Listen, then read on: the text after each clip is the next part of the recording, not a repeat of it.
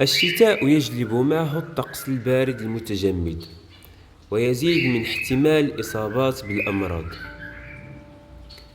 أجساد الطيور ومثل كل الأنواع الأخرى تتغير مع تغير الفصول. الاختلافات في فترات الضوء والظلام التي تحدث لها آثار عميقة على إيقاعات الساعة البيولوجية، لكن مع بعض العادات واتباع نظام غذائي مثالي للخريف ستساعد على نقل الجسم من النظام الصيفي الخفيف إلى الشتوي الثقيل.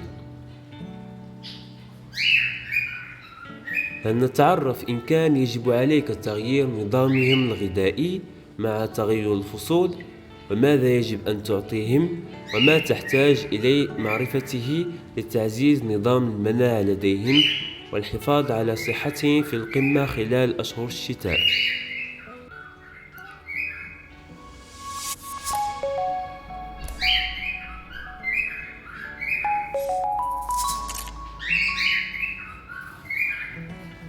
توجد مقولة صينية بأن الرياح تحمل 100 مرض. في الواقع لقد أثبت العلم أن الرياح تحمل العديد من الفيروسات والتي تنتشر في جميع أنحاء الكون.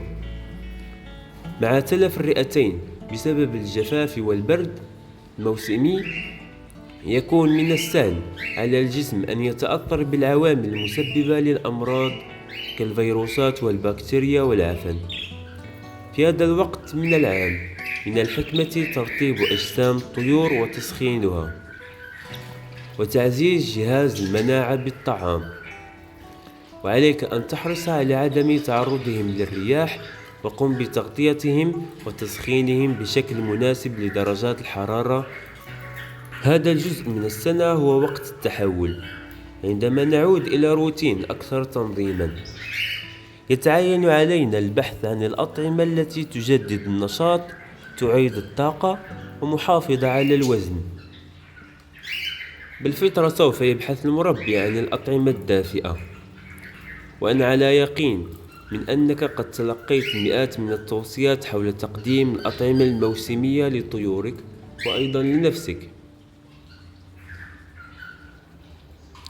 والآن جاء دوري لتعزيز هذه الرسالة، خاصة وأن هذا وقت حاسم لرعايتهم بعد تجاوزات الصيف وبداية موسم التكاثر. إن تناول ما في الموسم عندما يكون في الموسم ليس أرخص فحسب، بل إنه أيضا ألذ وصحي أكثر من البدائل الأخرى. التزم بطبيعة المواسم وستحصل طيورك على فائدة إضافية من العناصر الغذائية المصممة خصيصا لهذا الوقت من السنة.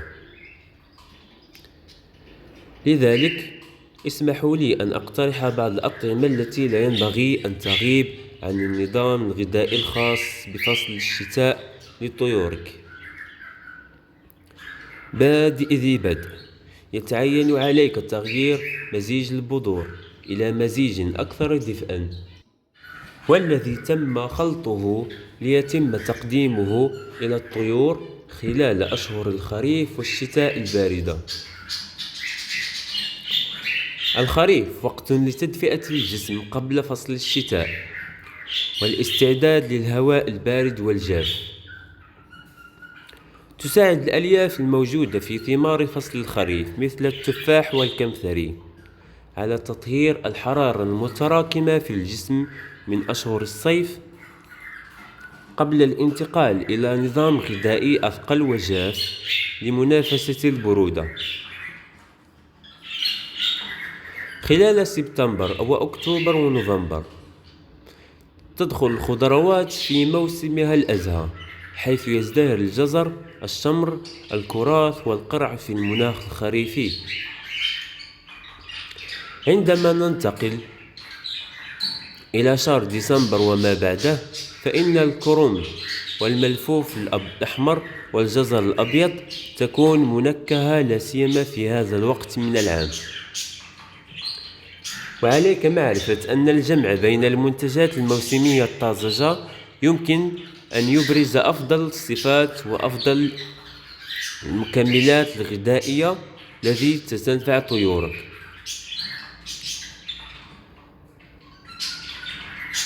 يجب عليك تقليل أو التوقف عن إعطاء الفواكه والخضروات الغنية بالمياه مثل الخس والخيار والكرفس والملفوف، حيث يتعين عليك اختيار الفواكه والخضروات الغنية بالفيتامين سي والزنك، واللذان يلعبان دورا مهما في الجهاز المناعي ومستويات الطاقة. وفر المزيد من الأطعمة الغنية بالحديد والتي تدعم نظام المناعة الصحي أيضا، والخضروات الورقية الخضراء مصادر جيدة للحديد.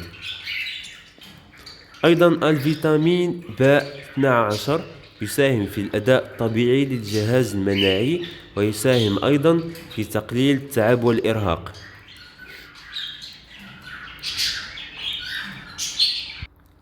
المكسرات: السبانخ، الطماطم، الكرنب، الرمان، الكاكي، اليوسفي، الكمثري، والتفاح، وأنواع أخرى كلها أطعمة موسمية يمكنك أن تجدها عند بائع الخضار، ويجب عليك أن تقوم باختيار ناضجة تماما، فضلا عن كونها ذات قيمة كبيرة لك ولطيورك.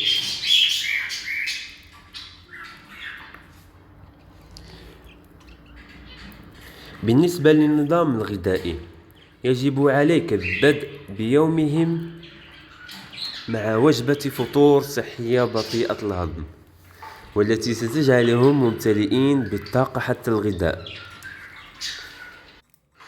يعد تناول البيض والشوفان طريقة رائعة لبدء اليوم عند الطيور، فهو مصدر رئيسي للفيتامين ب12. ويمكنك أيضا أن تنثر المكسرات أو البذور وبعض الفواكه الموسمية الشتوية مثل التفاح والكمثري أو التمر عليها وتقدمها للطيور. في وجبة الظهيرة عند الغداء يمكنك تقديم أطعمة مثل البطاطا الحلوة، الطماطم، الفلفل الأحمر، وأيضا الحمضيات، حيث يتم النصح بها عموما باعتبارها الأطعمة التي تزيد من فعالية الفيتامين سي وتحارب نزلات البرد.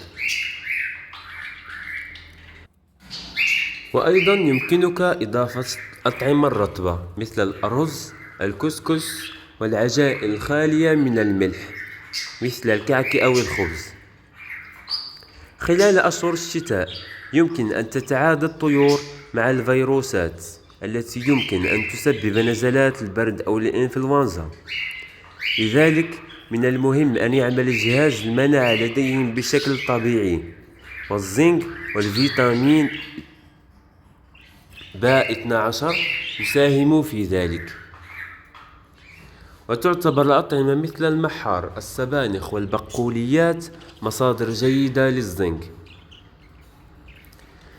بالنسبة للتوت البري والعنب فهما يحتويان على أكبر كمية من مضادات الأكسدة نشاطا في أي فواكه طازجة، وتساعد هذه المضادات الأكسدة في عكس الضرر الناجم عن السموم عن طريق مساعدة الجسم على الدفاع عن نفسه ضد مسببات الأمراض الخطرة.